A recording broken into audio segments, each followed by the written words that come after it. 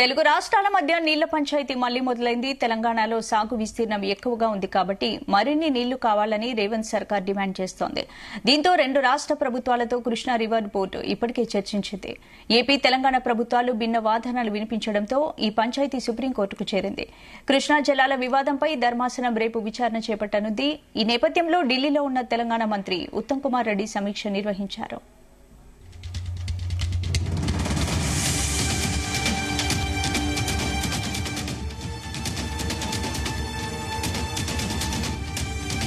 కృష్ణానది జల వివాదంపై ఉన్నత అధికారులు న్యాయవాదులతో చర్చించారు. కృష్ణానది జల వివాదంపై దిశానిర్దేశం చేశారు.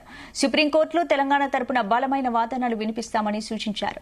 గతంలో బీఆర్ఎస్ సర్కార్ ఒప్పుకున్న ప్రతిపాదనను తాము అంగీకరించడం లేదని తెలిపారు. నీటి విషయంలో తెలంగాణకు అన్యాయం జరగకుండా తీవ్రంగా ప్రయత్నం చేయాలన్నారు. నీళ్లలో మెజారిటీ వాటా దక్కాలని ఉన్నత అధికారులు న్యాయవాదులకు ఉత్తమ్ సూచించారు.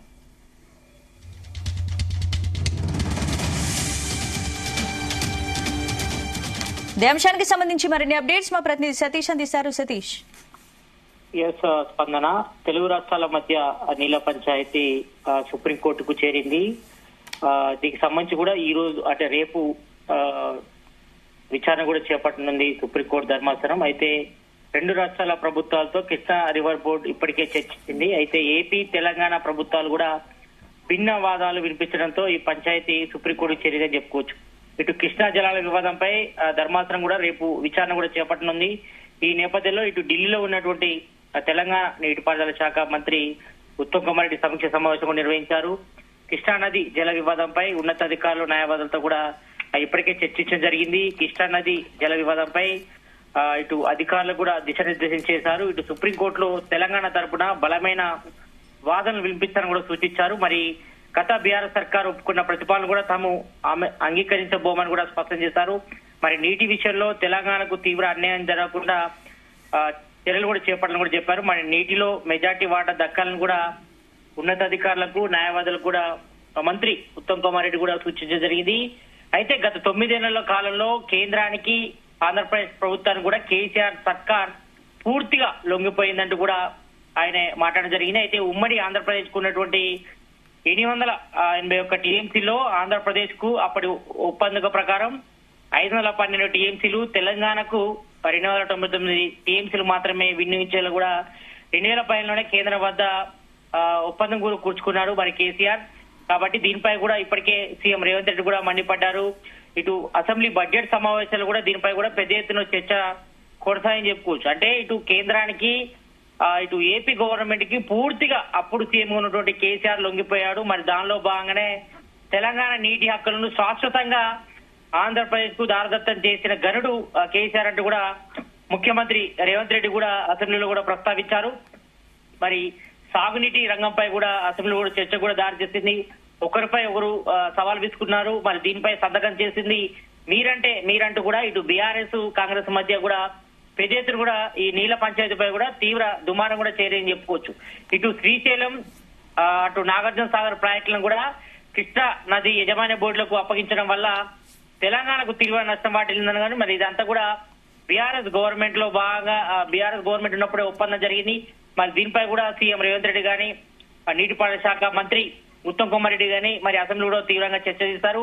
మరి నీటి సంబంధించి వివాదంపై కూడా శ్వేతపత్రం కూడా విడుదల చేయడం జరిగింది. మరి అప్పుడు అంటే గత బీఆర్ఎస్ గవర్నమెంట్ పాలనలోనే ఈ రకంగా నీటి ఒప్పందాలు చేసుకున్నారని కూడా చెప్పడం జరిగింది. మరి ఇదే విషయంపై కూడా సీఎం రేవంత్ రెడ్డి కూడా పలుమార్లు కూడా అసెంబ్లీలో చర్చకు దారి చేసినప్పుడు కూడా మాట్లాడారు.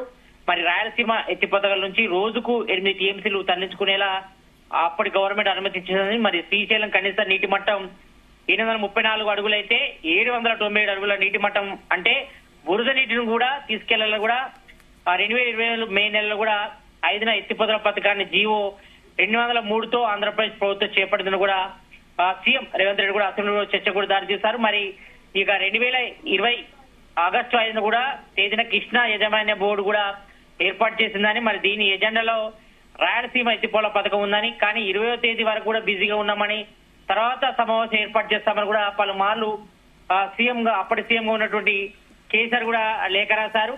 మరి దీనిపై కూడా చాలా సార్లు పెండింగ్ పెట్టడంతో మరి దీనిపై కూడా అప్పట్లో పెద్ద ఎత్తున కూడా చర్చకు దారితీసింది. అంతే గత బీఆర్ఎస్ గవర్నమెంట్ లోనే మొత్తం నీటి హక్కులను కూడా ఏపీకి దాగదత్తం చేశారు. మరి అప్పటి సీఎం గా ఉన్నటువంటి ఏపీ సీఎం గా ఉన్నటువంటి జగన్, అప్పటి సీఎం గా ఉన్నటువంటి తెలంగాణ ముఖ్యమంత్రి ఉన్నటువంటి కేసీఆర్ మధ్య నీటి ఒప్పందం, చీకటి ఒప్పందం జరిగింది.